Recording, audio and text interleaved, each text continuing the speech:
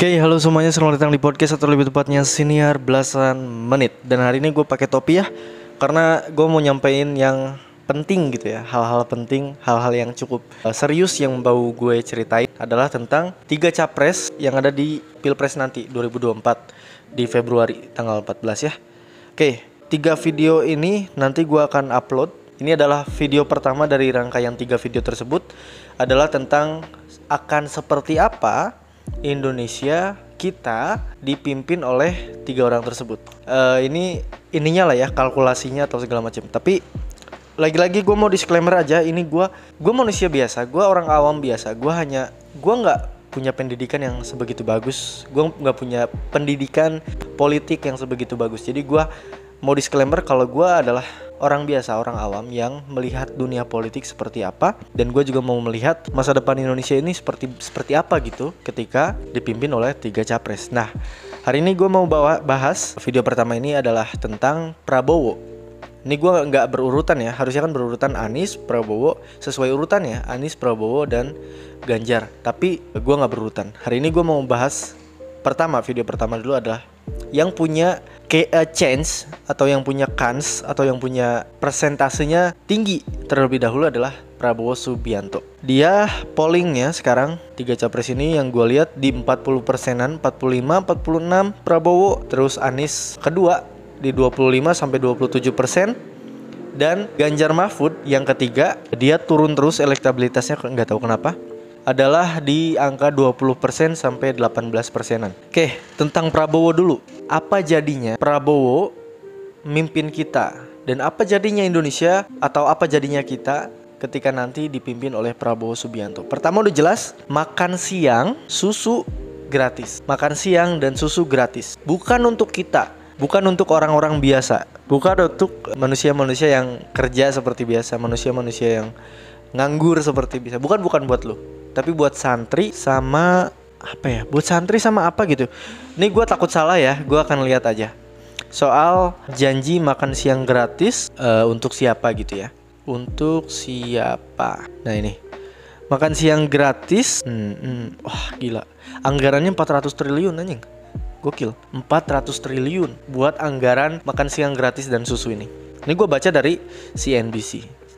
Oke, gue tadi lihat sih di spanduk ya, gue lihat di spanduk itu untuk apa? Oh iya, makan siang dan susu gratis itu hanya untuk anak sekolah plus santri. Jadi itu hanya orang-orang yang lagi sekolah lah gitu ya. Kayak kita kerja, kayak kita pengangguran, kita nggak dapet. Oke, itu yang pertama. Makan siang dan susu gratis ini menelan angka 400 triliun. Lu lihat di Jakarta, stadion yang baru, JIS, Jakarta International Stadium, itu hanya anggarannya hanya 4 sampai 4,5 triliun. Jadi lu bisa bayangin ada 400 triliun yang dianggarkan oleh anjing. Berarti banyak banget yang harusnya bisa dijadiin stadion gitu ya kasarnya. Ada 400-an stadion yang harusnya bisa dibikin oleh pemerintah, dan pemerintah memilih untuk Prabowo memilih untuk anggaran tersebut untuk makan siang gratis plus susu. Di bayangan gue, makan siang gratis mungkin kita anak-anak sekolah dan santri mungkin akan dapetin tempe, itu yang pertama yang di dalam kotaknya ya.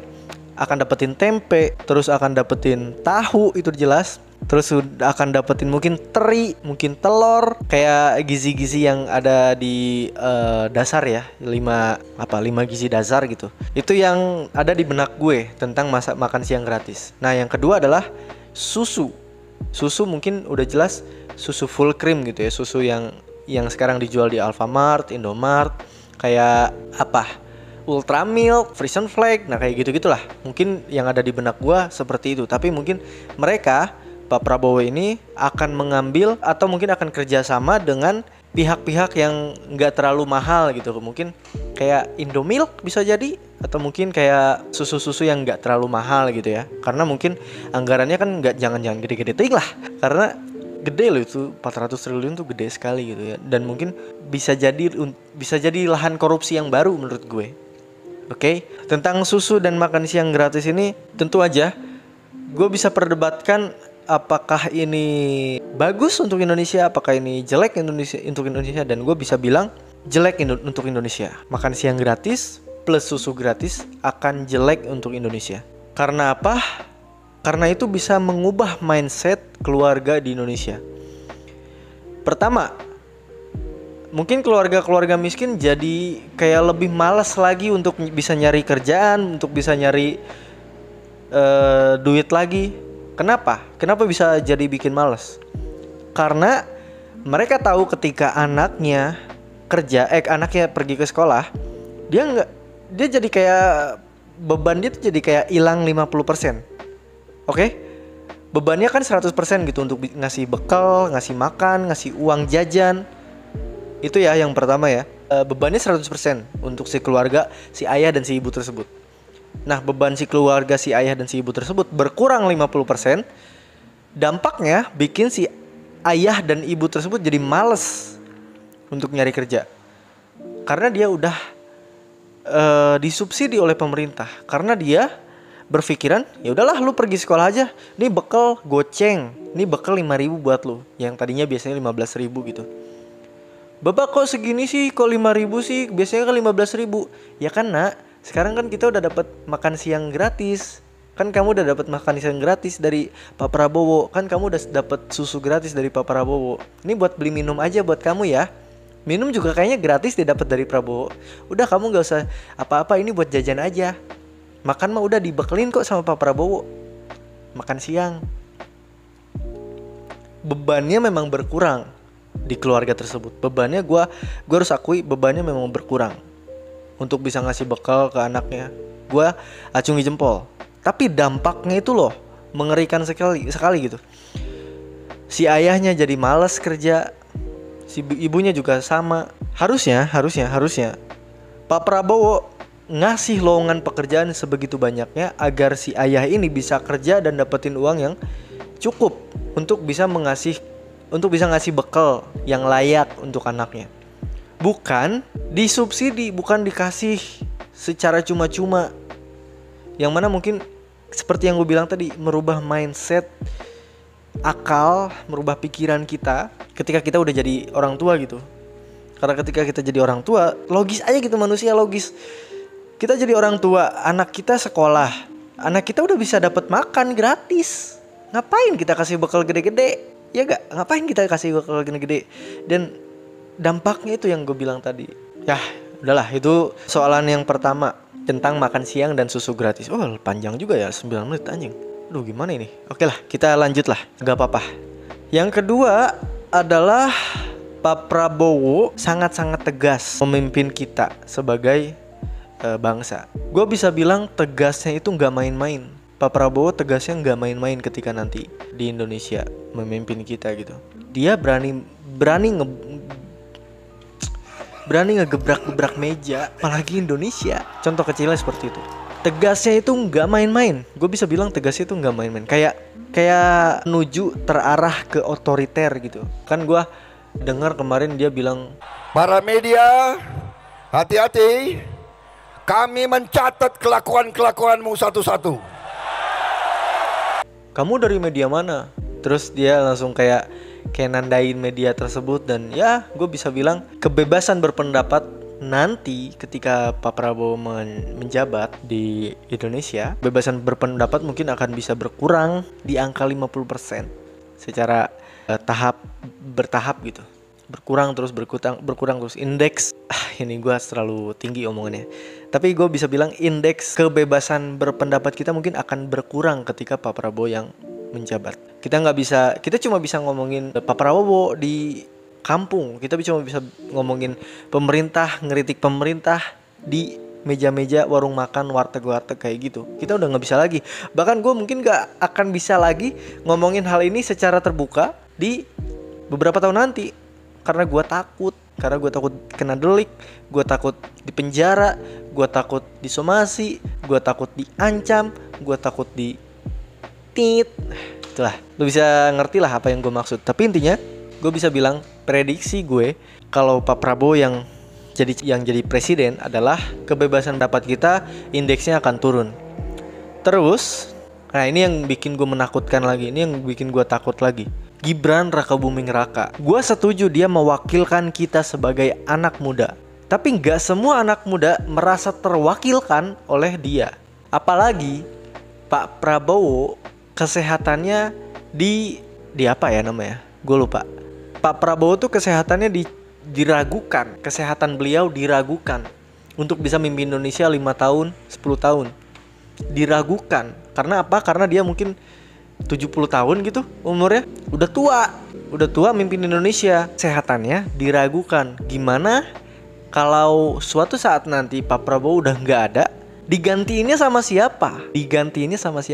Lu bisa bayangin Pak Jokowi ketika jadi gubernur Jakarta, terus dia nggak ada, bukan meninggal, nggak ada, dia jadi capres, gantiin sama siapa? Ahok demennya ngegusur, Ahok demennya marah-marah.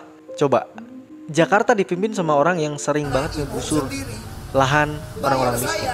Bukannya dikasih tempat, tapi digusur. Sekarang kita dihadapin satu permasalahan. Prabowo kesehatannya diragukan. Kalau ternyata 1-2 tahun dia tiba-tiba nggak ada, gua nggak tahu nggak ada kenapa gitu ya. Gua nggak bisa ngomong. Kalau takut anjing. Kalau ternyata tiba-tiba 1-2 tahun dia udah nggak ada, digantinya sama siapa? Gibran, anak muda, anak Jokowi. Politik dinasti, mewakili anak muda? No, nggak mewakili anak muda, mewakili Jokowi, mewakili keluarga Jokowi. Itu yang sebenarnya terjadi. Kita nggak bisa mau lu dipimpin sama Jokowi terus. Gibran mau gimana pun anak Jokowi. Gimana sih lu kalau udah punya anak lu presiden? Misal lu presiden terus lu udah nggak jadi presiden, tapi anak lu jadi presiden ini. Yang ngontrol siapa? Ya lu udah yakin yang ngontrol pasti orang tuanya. Mau gak mau si anak presiden ini minta saran kan. Mau gak mau anak presiden ini nanya, Pak ini gimana ya? Pak ini bagaimana ya caranya? Pak ini ada masalah ini gimana ya caranya? Pak tolong bantuin aku dong. Mau gimana coba? Kalau ternyata kita mungkin nanti kalau Pak Prabowo udah gak ada, kita dipimpin sama yang katanya anak muda, tapi ternyata anak presiden, anak mantan presiden, anak bekas presiden, anak Jokowi. Politik dinasti. Kita nggak mau ada politik dinasti sama sekali. Gua secara tegas menolak politik dinasti. Makanya gue pilih Anies. Ini episode panjang by the way. Gue harus ngedit episode yang kemarin tuh, yang soal si Sintayong. Karena beberapa jam lagi timnas mau lawan Irak. Di situ gue prediksi timnas lawan Irak. Akan panjang ini episode. Terus apa lagi nih? Mungkin udah lah ya, cukup lah ya. Cukup menggambarkan betapa gue takut kalau Pak Prabowo jadi presiden. Gue takut perang. Perangai Pak Presiden itu gue bisa bilang belum cocok. Perangai, tahu kata-kata perangai gak? Perangai itu gambaran Pak Prabowo jadi presiden itu belum cocok menurut gue. Karena dia belum bisa menstabilkan emosinya. Dia belum bisa menstabilkan kesadarannya bahwa dia tuh presiden loh. Dia masih emosian, gak stabil. Itu yang gue takutin. Tiba-tiba nanti kita perang sama Rusia gitu kan. Rusia senjatanya ya edan-edanan, kita ya. Gue gak bisa bilang kita lemah. Gue gak bisa bilang kita lemah. Kita kuat, tapi negara Rusia jauh lebih kuat. Takut gue. Jujur aja. Pak Prabowo kalau dengerin ini, saya minta maaf. Disclaimer anjing. Saya minta maaf karena ini adalah hanya video kritikan, hanya video berandai-andai gitu ya. Jadi see you untuk Pak Prabowo nanti di beberapa tahun ke depan, yang mana gue yakin mungkin Pak Prabowo mungkin bisa menang gitu ya di Pilpres 2024 ini. Ya itu aja untuk hari ini. Gue Riva Fauzi. Kita akan ketemu lagi di next episode tentang hal ini. 2 episode lagi tentang Anies dan Ganjar Pranowo. Itu aja untuk hari ini. Gue Riva Fauzi dan gue cabut. Ciao ciao.